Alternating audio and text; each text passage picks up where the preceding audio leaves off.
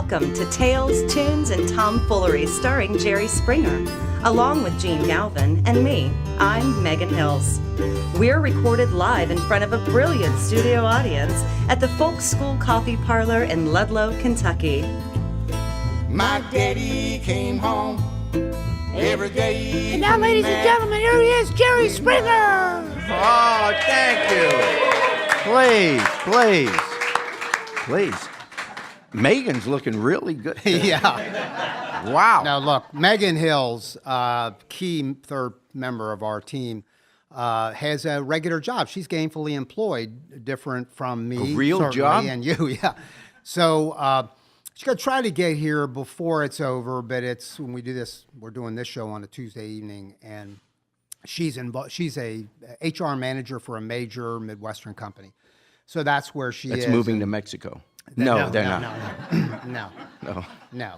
And by the way, and I want to bring up Megan here in a second, but before I do, you went to a college football game the other day. Yes, a big one. And it was, I think you would agree, might have been one of the best college football games ever.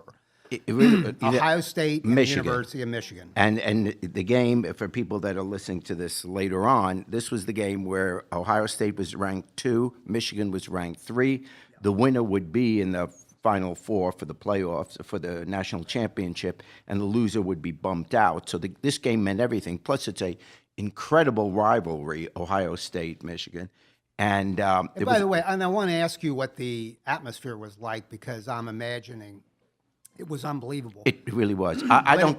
Go ahead. Well, I just want to say real fast, I think it once again shows that the people who need the help the least get the help the most. When I've gone to Ohio State games, my son Mitch graduated from there. I've gone to many games. Yeah, and where do you sit? I sat in the student section. He would get me a ticket, and I stood.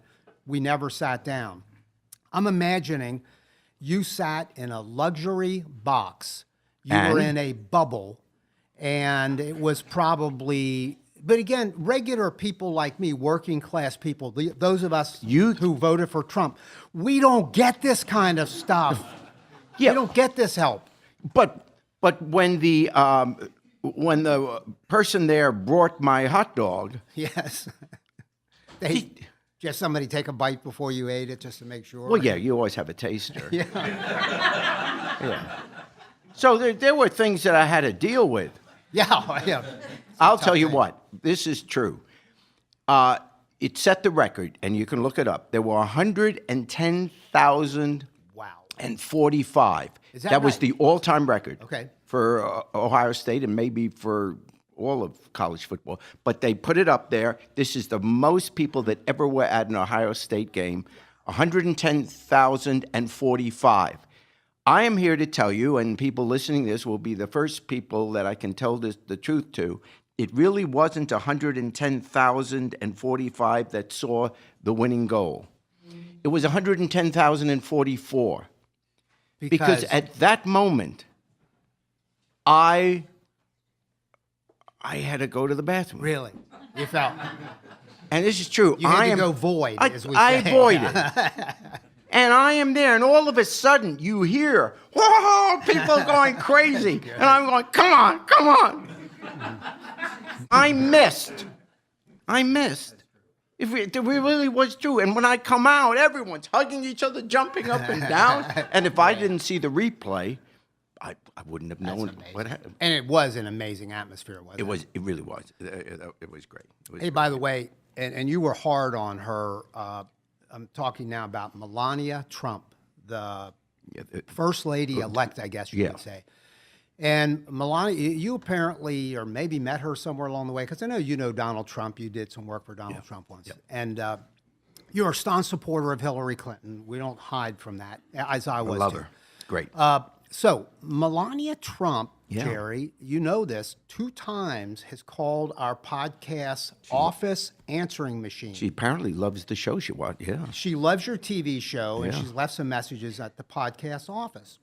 Why would she leave a message? Well, I don't know, but do you remember at the Republican convention, she, how do you say this, borrowed some words from Michelle Obama, and it was controversial. Yeah, but she borrowed good words. They were good ones. Yeah, so that took some skill. Two of the messages, one was it's in our archive on 2 of our episodes. One message she left, she had verbiage in it that sounded very much like the I Have a Dream speech by Martin Luther King. Yeah. Then she did another call the next week that sounded like the Gettysburg Address. I walked in here and David Pruce, our technical producer, said Melania Trump left another message. I have not heard it. I'm sure she has not. I think that was coincidence, those 2 others. Yeah, David, 'cause would she you doesn't mind do that playing it so regularly. let Jerry and I hear this, please? Yeah, third one now. Okay, it's the third one. Hello, Jerry. This is Melania. You know, much people think Melania is nothing but a stunningly beautiful supermodel with a body that could start a forest fire. But I also spend much time wondering about the human condition. For instance, last evening as I fell asleep, I found myself thinking to myself, how many roads must a man walk down before you can call him a man? And how many seas must a white dove sail before Hold on a second, David. Can you pause that for a minute? Wait, that's... Are you kidding me? That's blowing in the wind. Bob Dylan's blowing in the wind. What?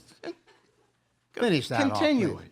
How many times must the cannonballs fly before they're forever banned? The answer, my Jerry, is blowing in the wind. The answer is blowing in the wind. Oh, my goodness. I think I am giving myself another headache from all of this wandering and thinking and wandering. Well, we will talk soon, Jerry. Love you. Ciao.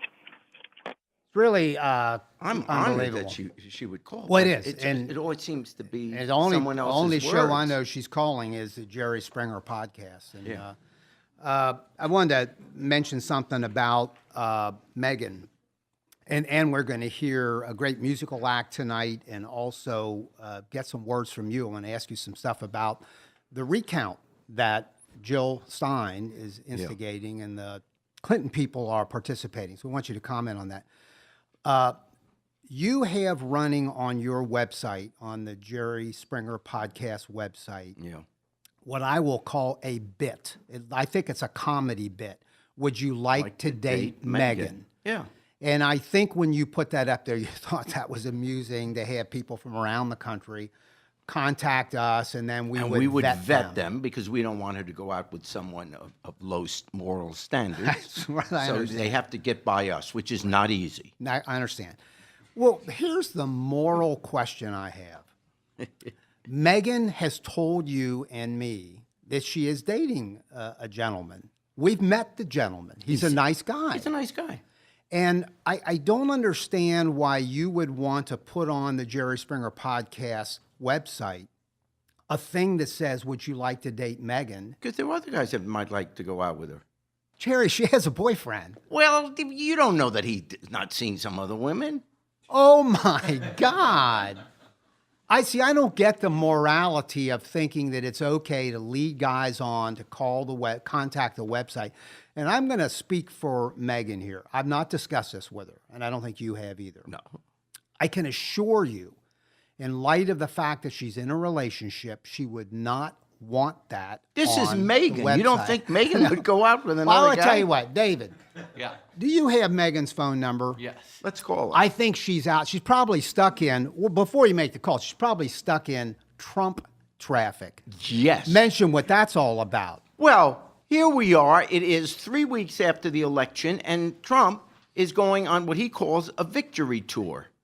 Yeah. I mean, that's pretty conceited. Imagine him being conceited. Yeah. So he's holding a rally here in Hamilton County, which, by the way, he lost to Hillary pretty Big time. significantly. And Hamilton County is the county bigger than the city of Cincinnati. Cincinnati. So it involves the suburbs. So of he's Cincinnati. coming there, and he's holding it at 7 o'clock at night, right down on the river. Everyone's trying to get, home from work or whatever. The traffic is unbelievable. I sat for at least an hour and a half altogether. Hey, hold 1 second. That's my wife, Bonnie. That's Bonnie. Bonnie Williams. Bonnie. Hold your thought. Hold your thought. What is these? What are you wearing, Bonnie? Right there. What? I don't quite get this, but my wife Bonnie Yes. is a dance teacher and a Yes. professional Well, dancer. superb and she dancer. taught tap tonight, and I heard her come in. She's got her tap shoes on. This is great. Hey, let's do something real fast. Bonnie, walk over there to the microphone, would you? Just pop your, go right over here to the let's see. performer's mic. I want to Yeah. do something. She's This got her is- tap shoes on. Oh, she can dance. Do a little rhythm Do a step little for thing. us. Come on. No, go ahead. Just do something.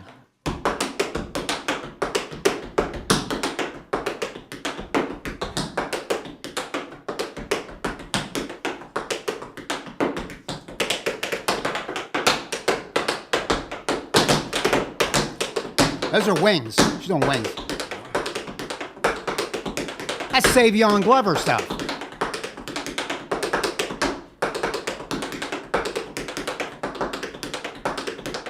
That's Bonnie Williams, everybody. Yeah. Go!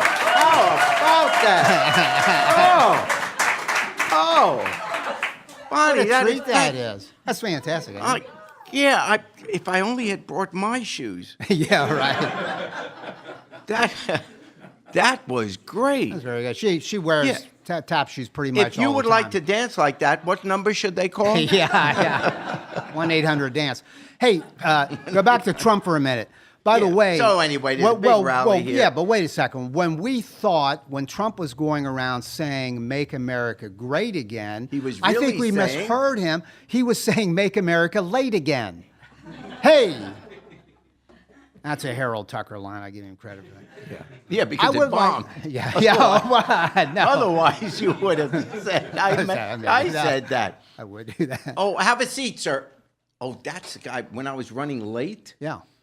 Hello. Hello. Yeah, you can. The older gentleman back there? Yeah, the guy with the hearing aid. Really? No, I was coming in late, Right?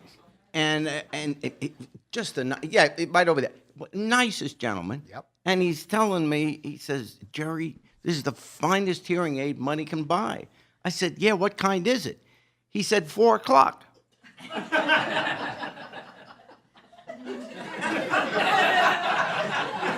All right. Let's give the backstory here. Jerry has told that joke a lot of times. Am I right? Applaud if you've heard that before. He's told that a lot of times. Just stop. So we now have a new contest on the Jerry Springer podcast website. The person who can tell us the exact number of times he's done that joke is going to get a swell prize. In fact, I'll tell you what I think the prize should be. I hope it's swell. It will be a swell prize. I think the prize should be VIP tickets to your TV show in Chicago. And they could even stay in the Hancock building where you have an apartment. Okay. Yeah. We could send them to Chicago, although the show is in Stamford, Connecticut. And you close, and you close the apartment about And 2 their weeks apartment, ago. yeah, I no longer am in the hand, so there you go. But So that's here's how that's this a is going to swell work. prize. The way to win this is you have to tell us the episodes by number. They're numbered 1 through 85. And the person who can tell us the exact episodes in which the joke was told will be the winner. They would have to listen to all 85 The episodes. idea. Yeah, that's the idea. You can't pay people enough to listen to all 85 You want to know episodes. something? I can't tell you what episodes are in. I sure as hell ain't going to listen to all those episodes. But anyway, hey, David. We've spent can- a week, I should tell you, because we're off, even though we're doing this, Yeah. this is 1 week where I'm not doing the show, and it was the great. TV show. Right, the TV show. Right. So, I'm back home in Sarasota. Mickey and I were lying there on the beach with seagulls flying. It was beautiful.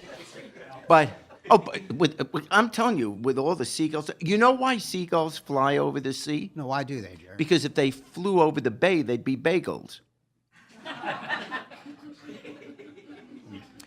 When I was walking in here, the janitor here, God bless him, he does a great job. Works But- for the vice mayor of Yeah. Ludlow, He jumps out of the closet, and you Catfish. know what he said? what? Supplies, supplies.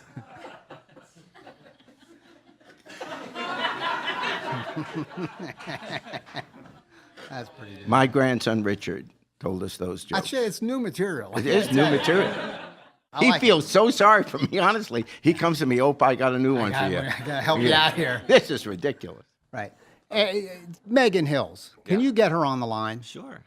I want to ask Megan, and I'm going to guarantee you, Megan will say, thank you, Jene, for having sensitivity to this embarrassing situation from her.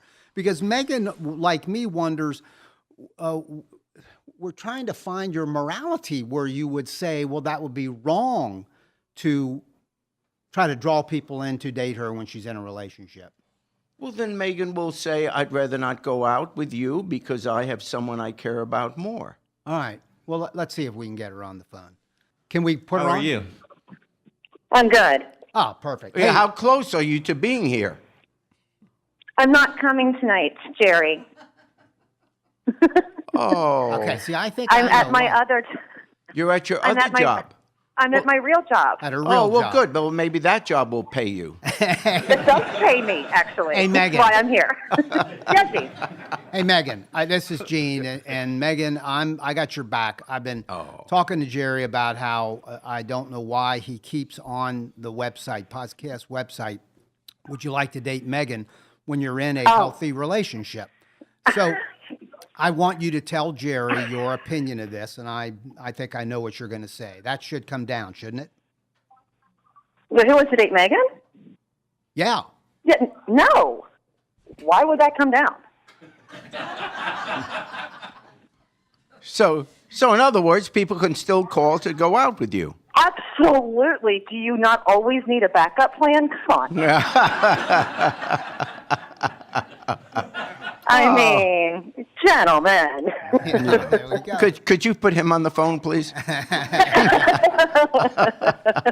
right. Thanks, No, Megan. I don't think you take that down. I think you keep that right up there. There you All right. go. It's staying right there then.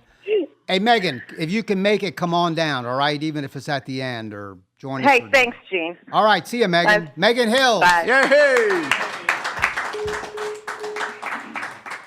Hey, Jerry, I wanted to ask you something about the election, about the past presidential election. We now know that Jill Stein, who was the Green Party candidate for the presidency, she got, just a few percentage points of the vote.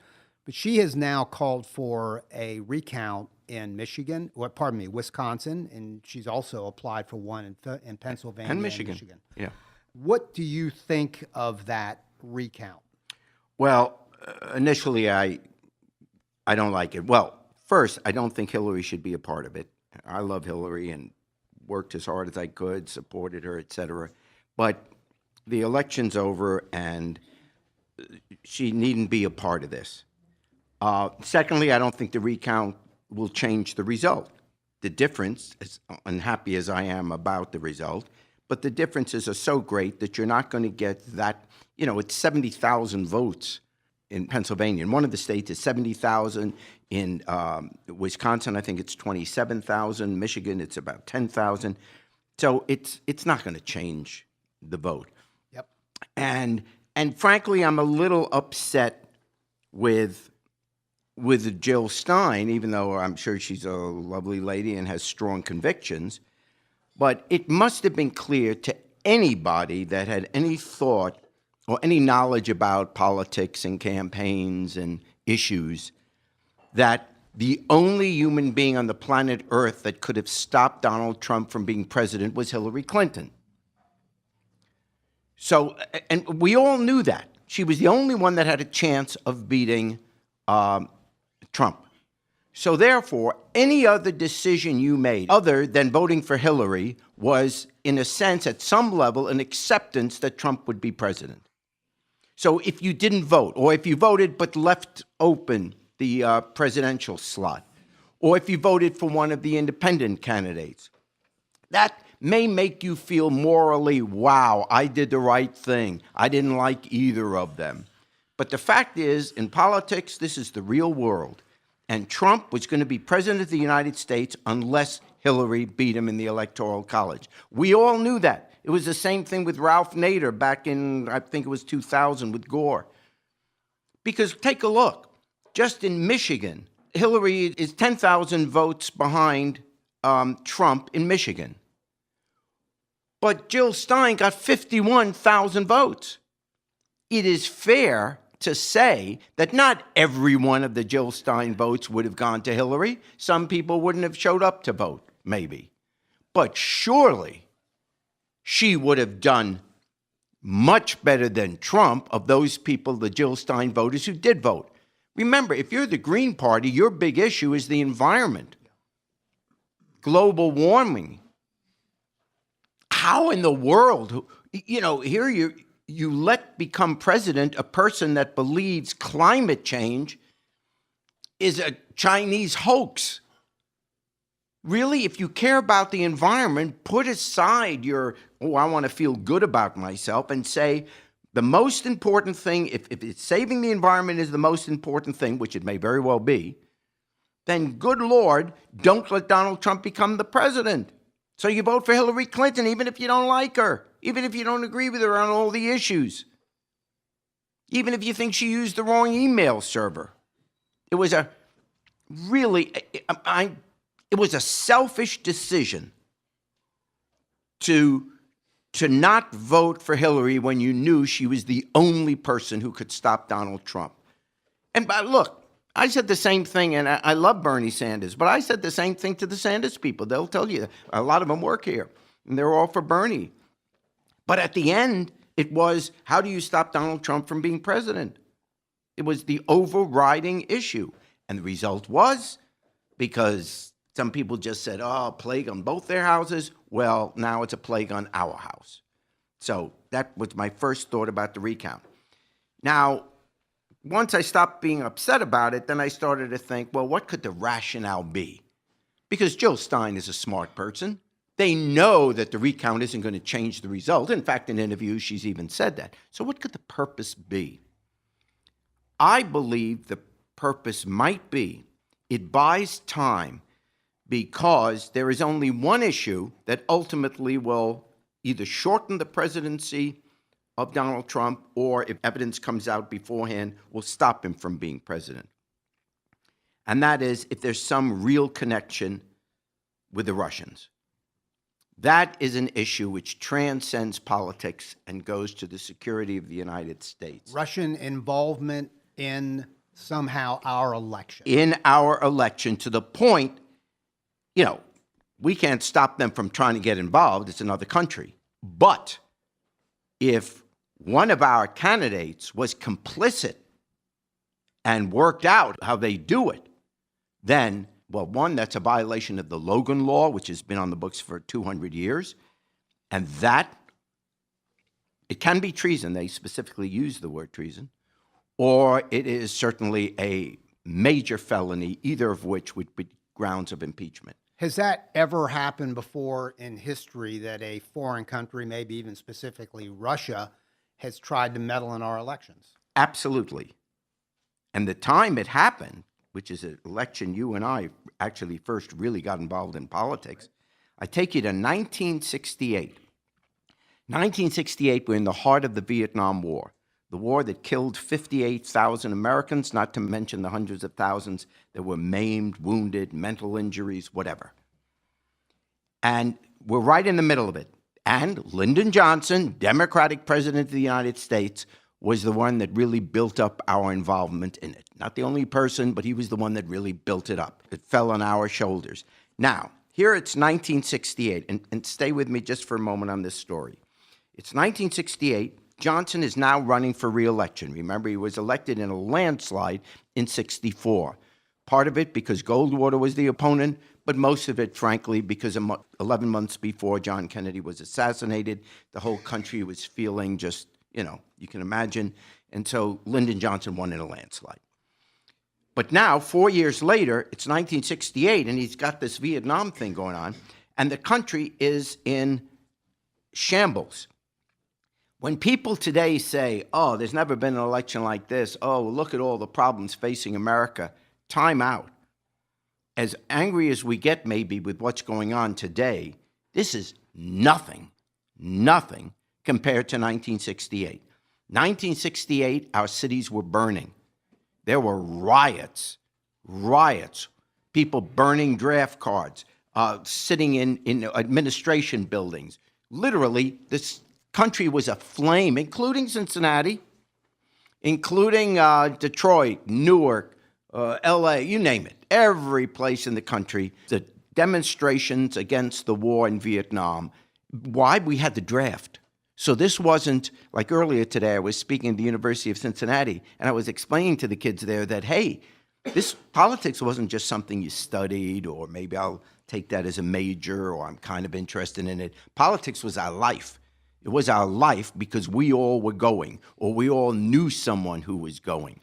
Remember the first day of class, inevitably, the principal, if you were in high school, a senior in high school, or even in college, would say, look to your left, look to your right. By the end of the school year, one of you won't be here. You'll be in Vietnam someplace, or even worse.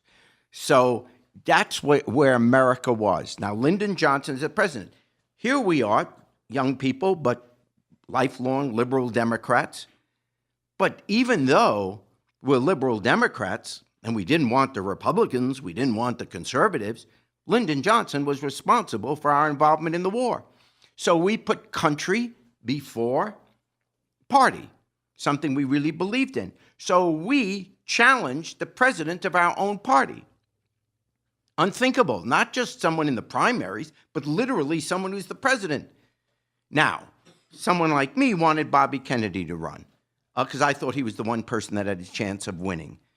But there were all kinds of reasons why Bobby decided not to run against Johnson, because it would look like he wanted it back for the Kennedys, that it really was the Kennedy White House. Johnson, because of the assassin's bullet, winds up being the caretaker, but as soon as the next election came around, we'll give it back to the Kennedys. He didn't want that, and all of a sudden he would be the focus. But then on March 12th of 1968, they had the New Hampshire primary. And lo and behold, Gene McCarthy, who also decided to run, he was the first one who actually ran against Johnson, he comes real close. He didn't win New Hampshire. We tend to forget that. But he got real close. All of a sudden, Johnson is vulnerable. So now, Bobby Kennedy, 4 days later, announces for president. Now we got Kennedy and McCarthy running, both Democrats, running against our Democratic president. This is going to be incredible. 2 weeks later, Sunday night, March 31st, 1968, Lyndon Johnson speaks to the whole nation. And it's another one of these presidential speeches, probably going to say what his next move in Vietnam will be. You know, just looking at it, why can't we get back to regular scheduled programming? He's ruining our Sunday nights. And boom, the last sentence of his speech was, I shall not seek, nor will I accept the nomination of my party to be your president. Lyndon Johnson was dropping out. This was unbelievable. First of all, the whole country couldn't believe that Johnson was going to quit. And now all of a sudden, the Kennedy and the McCarthy people, oh my God, we could actually get the nomination. And we'll beat Richard Nixon. This was wonderful. Well, 2 months later, Kennedy's assassinated. Yeah, that's tough for Jerry because he worked for Bob. And then, Kennedy and he's assassinated, and then you had the Chicago Convention, because Kennedy's now out. Kennedy's dead, and then you have McCarthy. But back then, we only had a few primaries. It's not like today. Back then, there were 8, 9 primaries in states that had primaries. Otherwise, the candidates were always chosen by the party leadership, by the superdelegates. These were party leaders, office holders, et cetera. They viewed Kennedy and McCarthy as trying to overtake their president, even though Johnson wasn't running anymore. Humphrey was the vice president. Now Humphrey's the candidate for president. So they were all backing Humphrey. And all the kids that had been against the war and for Kennedy and McCarthy ticked off. You remember the riots in Chicago at the convention. But Humphrey gets the nomination. The party is really split. I remember a few months ago, everyone was talking, how are we going to fix the split between Hillary and Bernie Sanders? That was nothing. That was nothing compared to the riots in the streets when Humphrey got the nomination. So now Nixon gets nominated by the Republicans. Now you have the general election, Nixon versus Humphrey. But many, many Democrats are so unhappy with Humphrey because he's part of the administration of Lyndon Johnson in the war in Vietnam that they were kind of just what I talked about before, kind of staying home, not wanting to be a part of it. Now, here's what happens. You've heard the phrase, the October surprise.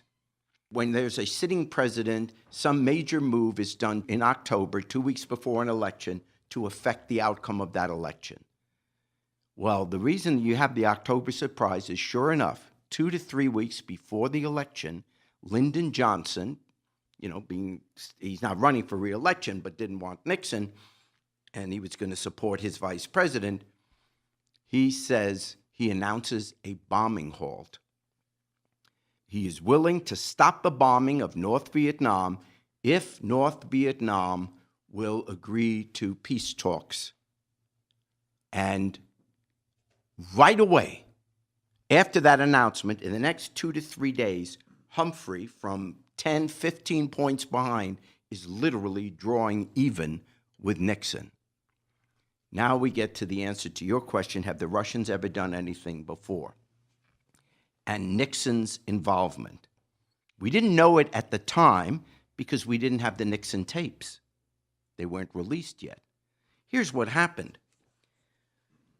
The Russians were pushing North Vietnam to agree to go to the peace talks because they knew, and everyone kind of knew, if there were peace talks, Humphrey would beat Nixon. Because no one, people didn't like Nixon. There was still that, not Nixon. But the war was the big issue. But if Humphrey could take that issue off the table, and now there were going to be peace talks and we're going to stop the bombing, that would help Humphrey win. The Russians were obviously more afraid of Nixon, who was a hawk, and would be much tougher with them than Humphrey would be. So it was in Russia's interest to see Humphrey win the election. Nixon, through back channels, and I won't get into that whole story, but the woman's name she was called the Dragon Lady. She was married to Chenault, who was this general who was big in World War II. She had a contact with the South Vietnamese leader, Thieu. Nixon, through this contact, says, let the South Vietnamese leader know, Thieu, that he should not go to the peace talks. In other words, Russia's pushing North Vietnam, show up. Nixon wants South Vietnam not to show up at the peace talks. Why? Because if the peace talks fall apart, Nixon wins. If the peace talks come to pass in the next week, Humphrey wins. So Nixon wants South Vietnam not to go along with it. And he tells Thieu, the leader of South Vietnam, don't go to these peace talks because Humphrey, the Democrats, will sell you down the river. They'll do anything just to get peace. Hold out, because after the election, if I win, I'll be much stronger for you in what ultimately will be the peace than Humphrey will be. So Thieu announces 3 days later he's not showing up at the peace talks. It all falls apart, and Nixon wins. We didn't know all that at the time. There is, as I said before, the Logan Act. If you had had these tapes, and by the way, the guy that got the tapes was J. Edgar Hoover. Lyndon Johnson called J. Edgar Hoover and said, tape the South Vietnamese embassy in Washington to see if they're having any contacts with Nixon. And they got the contacts. They got the tapes. In fact, after this Dragon Lady delivered the message, and she worked for Nixon or was a Nixon supporter, she went later that afternoon for a half-hour visit at Nixon headquarters. They had all of that. But of course, they had it then, and time has since passed. So Russia has gotten involved in trying to influence an American election for its benefit with an American candidate for president. Now you say, well, that was in 1968. It was the Soviet Union. They were all communists. I just want to remind you of this. One of the leaders of the KGB, the Soviet communist, it's their FBI. It's they enforce, the secret police or whatever. Happens to be a guy named Vladimir Putin. So now you look, wait, could Trump really be involved with Putin? Let me say, I personally obviously do not know. But I offer these items that are worthy of investigation. In the Republican convention in August, or July, whatever, this summer, the Republican convention, that's great. I can remember that it was March 12, 68, but I can't remember the date of the convention. At the Republican convention this summer, the Republican Party issued its platform, as every party does, and it had 120 items. Trump people came in, and this was well documented. There were reports about it the whole time, even interviews. The only item that the Trump people wanted change in the Republican platform, Trump said, or his people said, the part where you had America will give military aid to the Ukraine if it is invaded. That was the Republican position. If Russia invades the Ukraine, America should give military aid. The Trump people demanded and won the battle that was deleted from the platform. Of all the items you have in the platform, domestic and foreign policy, why would that be the one thing? Then you see, the chairman of his campaign at the time was Paul Manafort. Paul Manafort worked in the Ukrainian campaign, running the campaign or advising the campaign of the Russian candidate in the Ukraine. And now he's Trump's campaign manager. I have personally talked, without giving the name, I have personally talked to someone who was involved in Hillary's campaign, who has a long history in the Democratic Party, and they know that a number, not just Paul Manafort, but a number of people in the Trump campaign have had contacts with the Russians. That they have evidence of, that they know. By itself, that's not a crime. So you put that together. So that's another thing that raises suspicion. Then you all know the wonderful things that Trump keeps saying about Putin.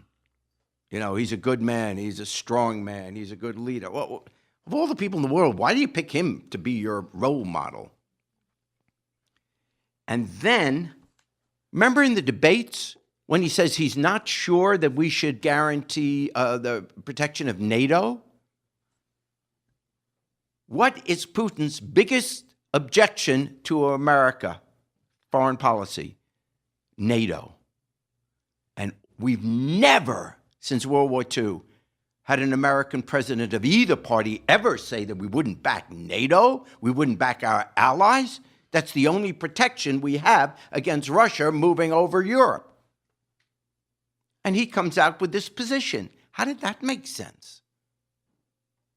And then, interestingly enough, 3 weeks ago, Trump gets nominated, and all of a sudden, Russian missiles move closer to either Lithuania or... I think it's Lithuania. Lithuania, one of the three Baltic countries. They just moved their missiles there, just within the last 3 weeks. So you put all this together, and wouldn't a reasonable person say, at least let's look into this? I believe that is the only issue which will shorten the presidency of Donald Trump. Not his business connections. There may be ethics violations, but I don't know that, you know, we can complain about it. I don't know if there's any specific law necessarily that'll stop it. So, you know, and then there'll be a lot of partisanship. But what all Americans should agree on, if, and it's an if, but if in fact Trump and his people were involved with getting Russian help to affect this election. Remember, the only hacking by the Russians, which the evidence is there, 17 out of 18 government agencies have now concluded that it clearly were the Russians that hacked the Democratic Party headquarters and Podesta, etc. only Democrats, except Colin Powell, who said he's not supporting Trump, and I think McCain, and one other I'm thinking, but all three, the only three Republicans were Republicans who said they weren't for Trump. And everyone else was a Democrat. Really, why would you not also hack into the Republicans? And remember when Trump even said, come on, you should go ahead and do it. There's just too many things going on. We ought to take a look at that. That is worthy of serious congressional investigation. If it's nothing other than conversations and nothing more, then let Trump be cleared. But if, in fact, he is involving Russia in how this election turned out and what our policies are, what if Trump's being blackmailed? What if, I mean, this has to do with the security of the United States. What if they have something on Trump? Can you imagine? United States president being blackmailed? So every time there's a foreign policy decision now, whether it's with Iran, the Middle East, Europe, NATO, any decision he makes, you now have to wonder, is it really in America's best interest or the Russians pulling the strings? It's worth taking a look at. That's really good. I'm always amazed at your knowledge, grasp of history, and your memory of facts, and it always makes me wonder why you can't come up with more jokes than one that you tell again and again and again. That's just a curiosity that I have. My psychiatrist, Really? he told me I'm crazy. I said, I want a second opinion. He says, okay, you're ugly too.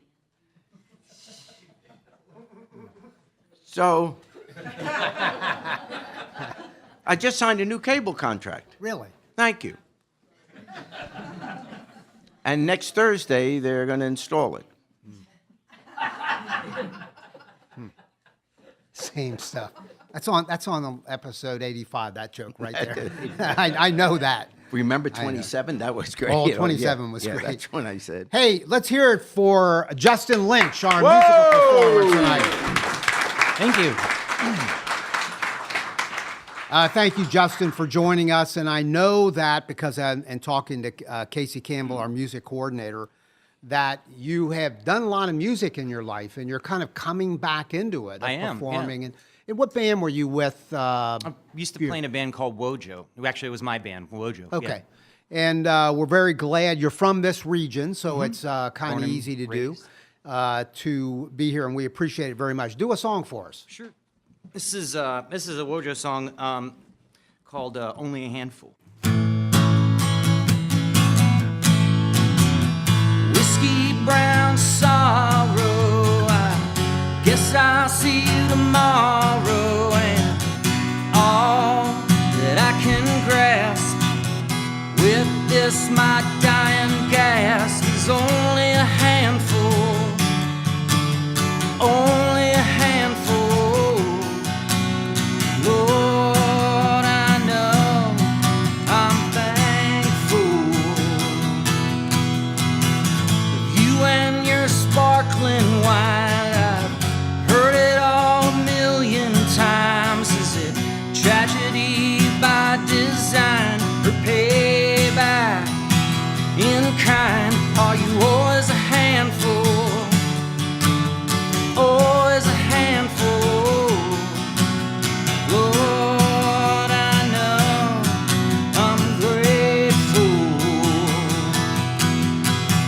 But you got a traveler's soul that's led by magnetic pull, and all you come across, measured up in gain or loss, is only in handfuls, only in handfuls. Lord, I know I'm thankful, 'cause life is too short to ever fill you, and life is too short, don't let it kill you. So brother, tell me, will you hold on?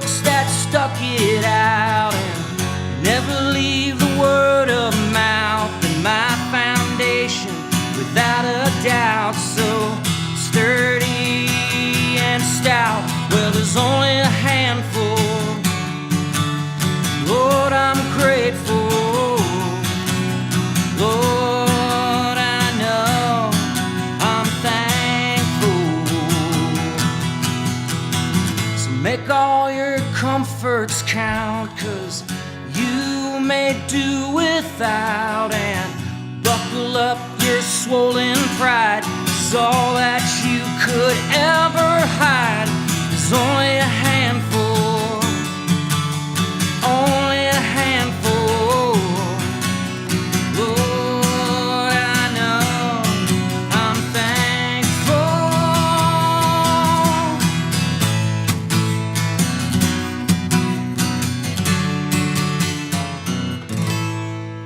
Yeah.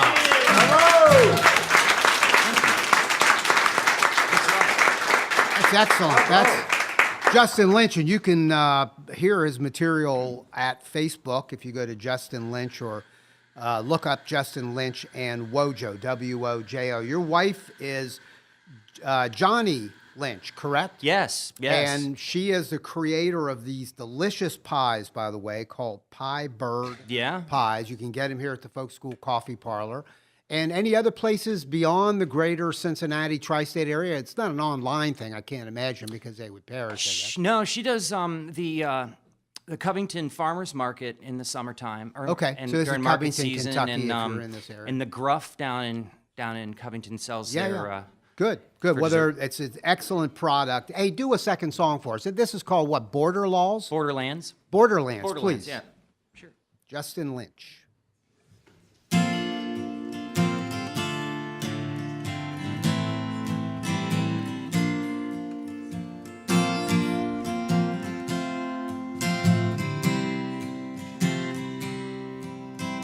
Take me back the winding way, along stone fences with sleepy red barns, past the highest hill where the church lies still, filled with the silence of saints.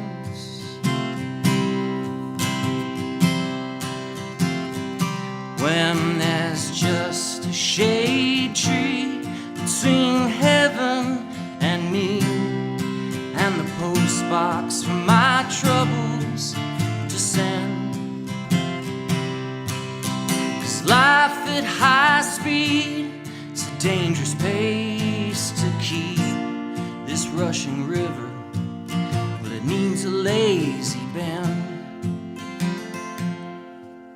Insomniac streets in which I beat my retreat, and where I long for those quiet county lanes that wind down low into the valley below, to hear the brooks babbling refrain. Life could be sweet with the bluegrass neath my feet, and these hills between me and the sun, and feel the warm embrace of a familiar place, and the time to take as it comes.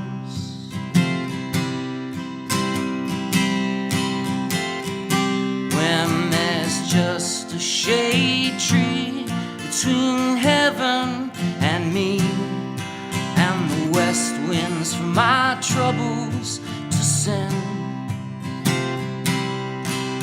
'Cause life at high speed is a dangerous pace indeed. This rushing river, but it needs a lazy bend.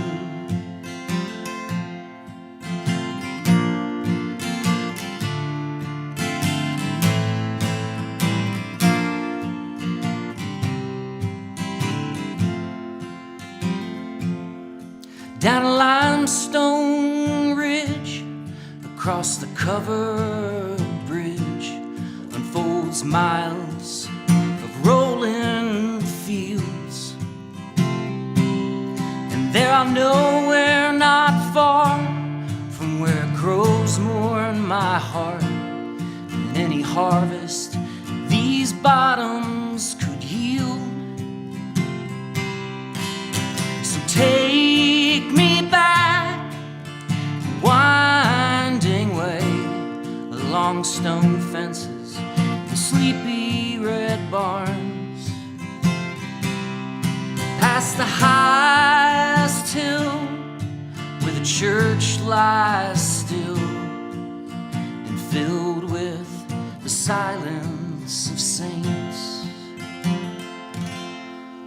Yeah, that's a good song. That's a good song, Justin. Great.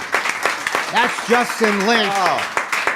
And I'm going to ask Justin to take us out on Goodnight Irene, and I see stepping in with him is Maria Corelli from the Folk School Coffee Parlor. We love Maria.